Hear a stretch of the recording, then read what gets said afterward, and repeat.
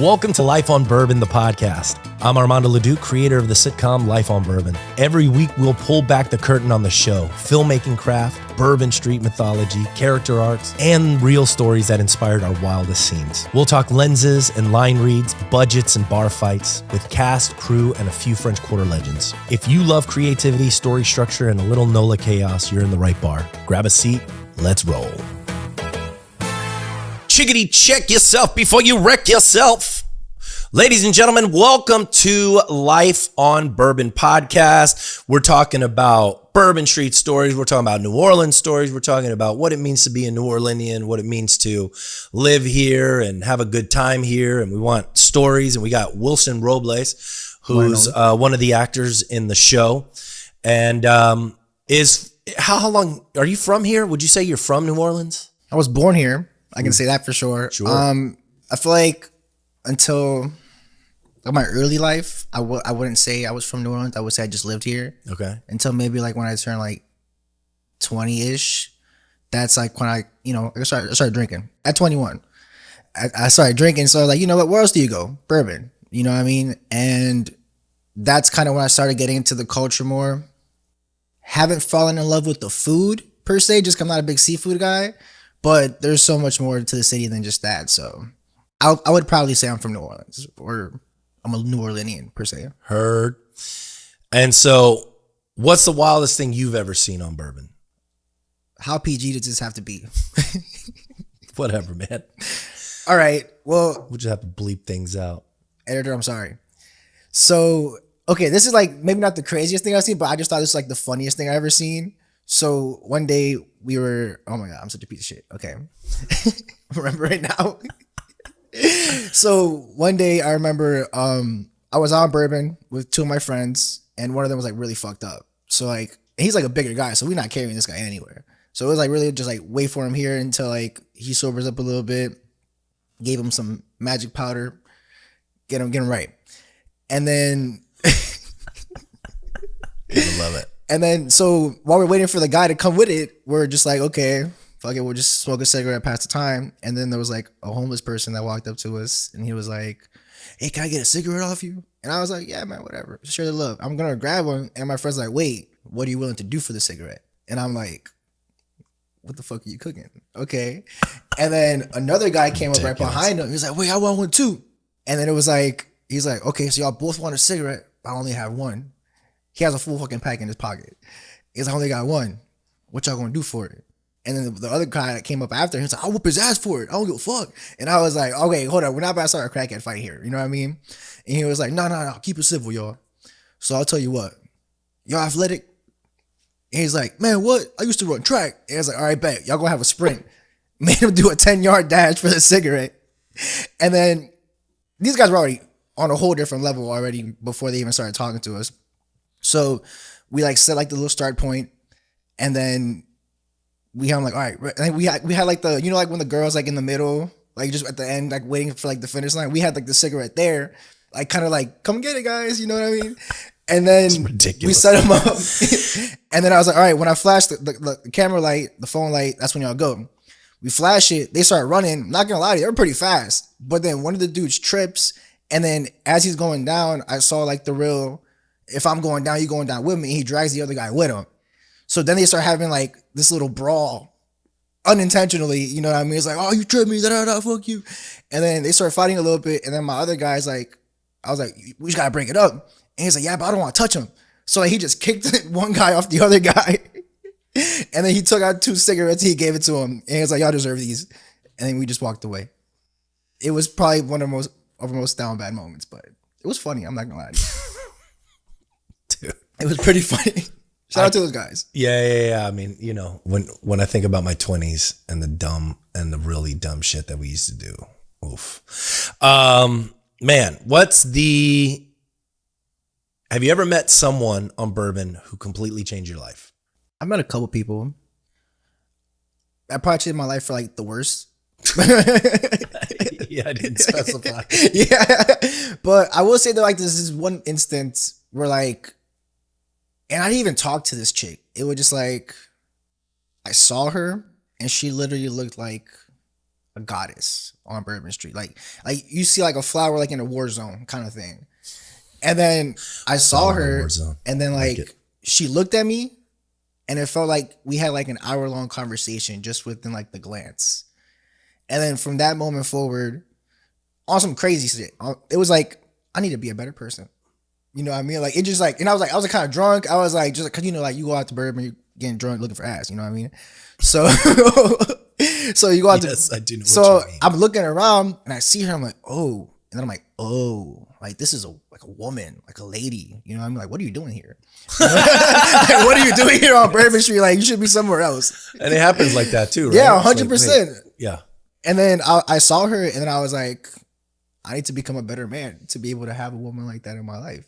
And then she like disappeared into the crowd. I was trying to find her, and then it was one of those like, God damn it, I missed it. You know what I mean? But I think that was like, I've had weird other conversations with people, but that was like a real moment in my life where I was just like, oh yeah, I need a lock. It affected me emotionally. Like I need to lock in, you know, and just do better.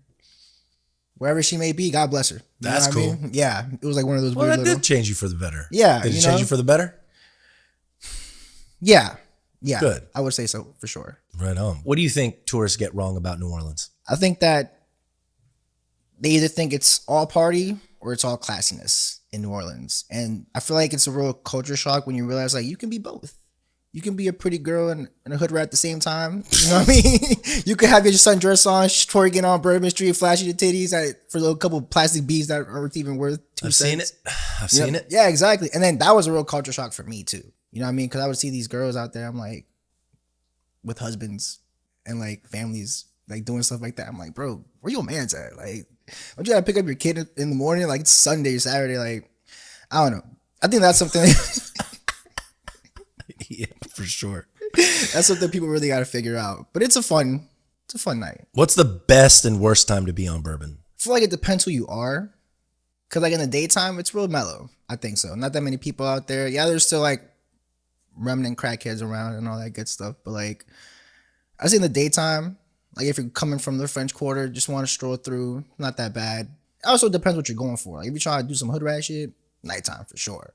You know, like you'll even like on a Thursday, there's something out there for you. You know what I mean? Yeah. But I think for me personally, I would say nighttime because that's just what Bourbon is. Yeah. You know, just party life. What's overrated on Bourbon Street? I feel like overrated is only to be used like when you do it a lot.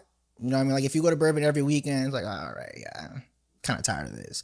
But like if it's like your first time on Bourbon, it's gonna be like, whoa, Project X. You know what I mean? Like the greatest night I've ever had. Let's go again. You know, but I definitely think like maybe like hand grenades. A little overrated. You know what I mean? Like everybody and their mama has a hand grenade in their hand. I'm like, damn, they're making money, huh? They're making a lot of They're money. making money. And it's mostly sugar and all that stuff. You know what I mean? And I'm like, okay. So I'll say hand grenade. What's underrated? I'd say like the connections people make out there. Just cause, you know, everyone's going to like the parties and get drunk or whatever. But like if you really like sit there and talk to people and you realize like, oh wow, you're not just an idiot getting drunk here trying to get some ass. You know what I mean? Like you're actually a pretty cool guy. Yeah. Yeah. I think the camaraderie of being there and being an idiot drunk or whatever kind of brings people together. And I don't think people go for that. But once they're there and they have it, they're like, oh, okay. Yeah. This is a cool place to meet people. Yeah. So you worked on the show. Yeah. What was your favorite part of working on Life on Bourbon? Oof. You know, it's funny because I was just thinking about this the other day. And it's not really too much like of on Bourbon Street itself. It was really like Josh. I was working with Josh for like he was like trying to figure his lines out and all that good stuff. And then he asked me to read some lines with him.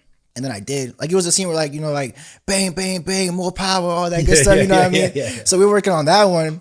And then at first I could see like he was really, I don't want to say struggling, but he was just like trying to figure it out for sure. And then like we just kind of started workshopping it, like us two. And then we got like couple other actors that were going to be in the scene with him to come into the room with us. And we all just started like harmonizing our energies and stuff like that and feeding off of each other. And then like we're just like we're in the screaming, we're doing this and the third.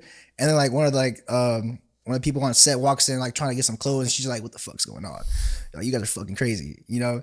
And that was like a really good moment of like just actual acting or just like not caring. You know what I mean? I feel like that's what like the whole shoot was. You know what I mean? Just people like high energy, no judgment, because we're all idiots that have been on bourbon. So we all know, like, everyone's got a bad story on bourbon. So that was like really one of like peak moments for me, like having all of us. And like Josh wasn't even really an actor, you know what I mean? So like he was really just like, to see him, I guess, kind of fall in love with it was really special for me. Yeah, that was really cool too. All right, rapid fire questions. Yeah. One drink you regret ordering. Hurricane, for sure. One drink. Oh no, best late night food spot.